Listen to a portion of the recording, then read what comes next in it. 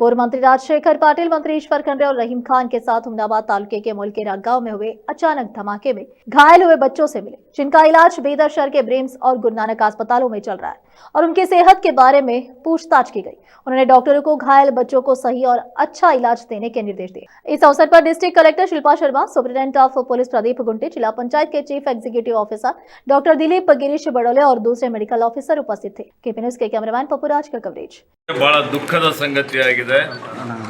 ಇವತ್ತು ನಿನ್ನೆ ಏನೋ ಬೀದರ್ ಜಿಲ್ಲೆ ಹುಮನಾಬಾದ್ ತಾಲೂಕಿನ ಮುಲ್ಗೇರಾದಲ್ಲಿ ಏನು ಸ್ಫೋಟ ಆಗಿದೆ, ಅದರಿಂದ 4 ಮಕ್ಕಳಿಗೆ ಇವತ್ತು ಸುಟ್ಟಿನ ಗಾಯಗಳಾಗಿದ್ದಾವೆ।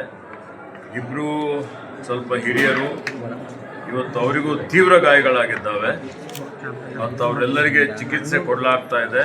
ಜಿಲ್ಲಾಡಳಿತ ನಿಗಾ ಇಕ್ಕಿದೆ। ನಾನು ರಹೀಮ್ ಖಾನ್ ಅವರು, ರಾಜಶೇಖರ್ ಪಾಟೀಲ್ ಅವರು ಇವತ್ತು ಇಲ್ಲಿಗೆ ಬಂದು ಆ ಗಾಯಾಳುಗಳಿಗೆ ಭೇಟಿಯಾಗಿದ್ದೇವೆ। ವೈದ್ಯರಿಗೆ ಇವತ್ತು ಸೂಚನೆ ಕೊಟ್ಟಿದ್ದೇವೆ। ಎಲ್ಲ ರೀತಿ ಏನೇನು ಉತ್ತಮವಾದಂಥ ಅವ್ರಿಗೆ ಚಿಕಿತ್ಸೆ ಕೊಡಬೇಕು ಅಂತೇಳಿ ಹೇಳಿದ್ದೇವೆ।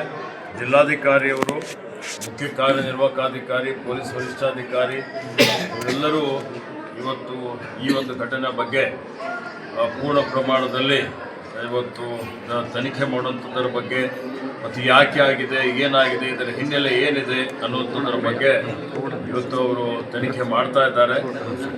ಸರ್ಕಾರ ಇದನ್ನು ಅತ್ಯಂತ ಗಂಭೀರತೆಯಿಂದ ಪರಿಗಣನೆ ಮಾಡಿದೆ। ಈ ಹಿಂದೆ ಕೇಳಿ ಪೂರ್ತಿ ನಿನ್ನೆ ಮಾನ್ಯ ಮುಖ್ಯಮಂತ್ರಿಗಳಿಗೆ ನಾನು ಭೇಟಿಯಾಗಿ ಅವರಿಗೆ ಏನು ವಸ್ತುಸ್ಥಿತಿ ಇದೆ ಅಂತ ಹೇಳಿ ಅವರಿಗೆ ಮನವರಿಕೆ ಮಾಡಿಕೊಟ್ಟಿದ್ದಾರೆ। ಯಾರ್ಯಾರು ಗಾಯಾಳುಗಳಿದ್ದಾರೆ ಅವ್ರ ಸಂಪೂರ್ಣವಾದಂಥ ಚಿಕಿತ್ಸೆ ವೆಚ್ಚ ಸರ್ಕಾರ ಭರಿಸ್ತದೆ।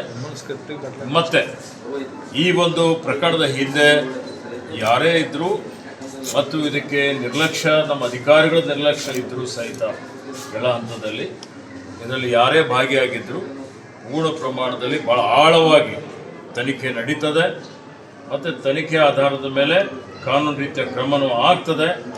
ಆ ಗ್ರಾಮಸ್ಥರಾಗಲಿ ಯಾರು ಆತಂಕ ಪಡುವಂಥದ್ದು ಅವಶ್ಯಕತೆ ಇಲ್ಲ ಅನ್ನುವಂಥ ಒಂದು ಮಾತನ್ನು ಇಲ್ಲಿ ಹೇಳಲಿಕ್ಕೆ ಬಯಸ್ತೇನೆ। देश विदेश और स्थानीय समाचारों के लिए चैनल को लाइक, शेयर और सब्सक्राइब करना ना भूलें।